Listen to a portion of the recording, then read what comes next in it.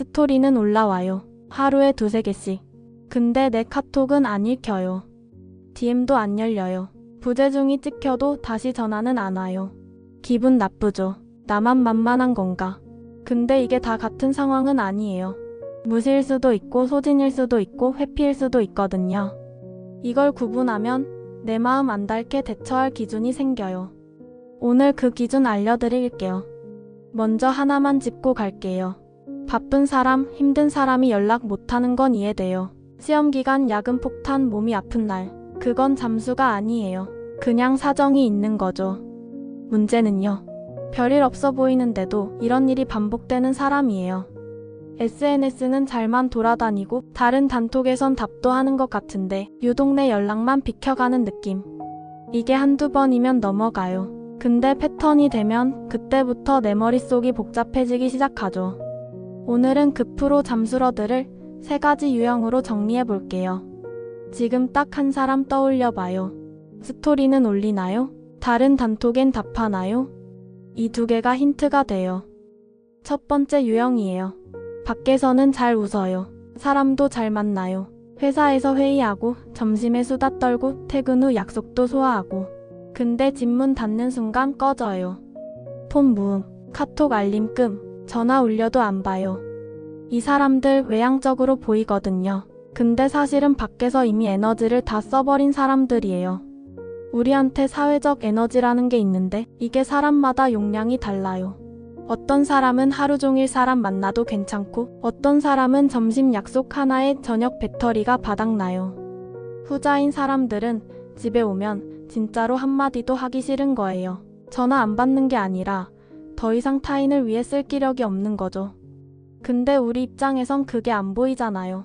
인스타에 오늘도 수고했당 올라오면 아포는 하면서 내 카톡은 왜 이렇게 되는 거예요. 여기 핵심이 있어요.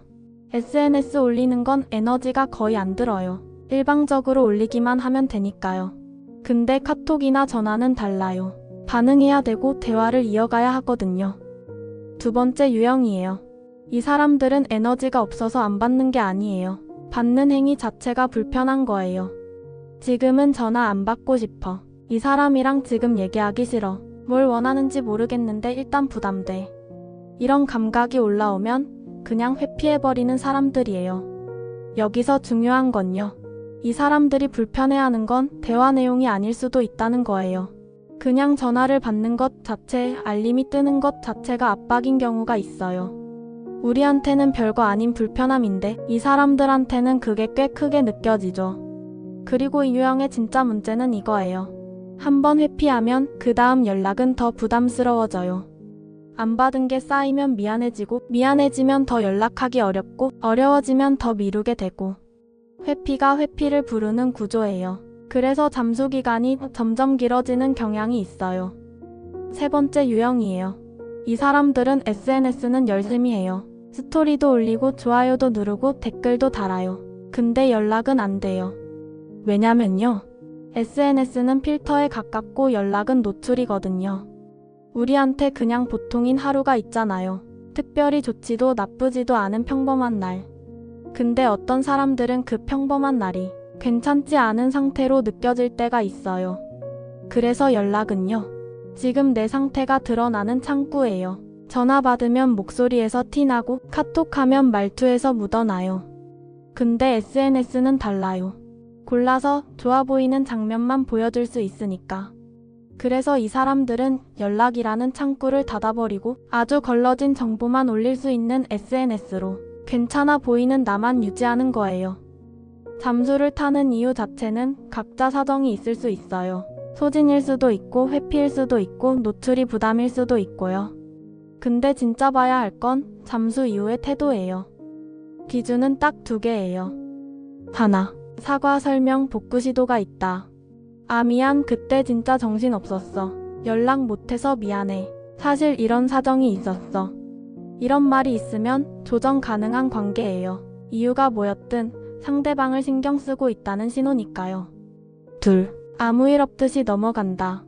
다시 만났는데 아무렇지도 않은 거예요. 미안하다는 말도 없고 설명도 없고 마치 잠수 탄 적이 없는 것처럼 행동하면 그건 나는 이 사람한테 그만큼 중요하지 않다는 신호일 수 있어요. 그럴 때는 거리를 두는 게 맞아요. 억지로 매달리면 내 감정만 더 달아요. 그 사람이 나한테 중요한 사람이라면 물어보는 방식을 바꿔야 해요. 너네 전화 안 받고 싶은 거야? 이렇게 물으면 대화가 겉돌기 쉬워요. 그럼 이렇게 바꿔보면 어떨까요? 너 앞으로 내 연락 안 받기로 결정한 거야? 이건 관계에 대한 태도를 묻는 질문이에요. 상대도 이 관계를 계속할 마음이 있나를 생각하게 돼요. 답을 강요하려는 게 아니에요.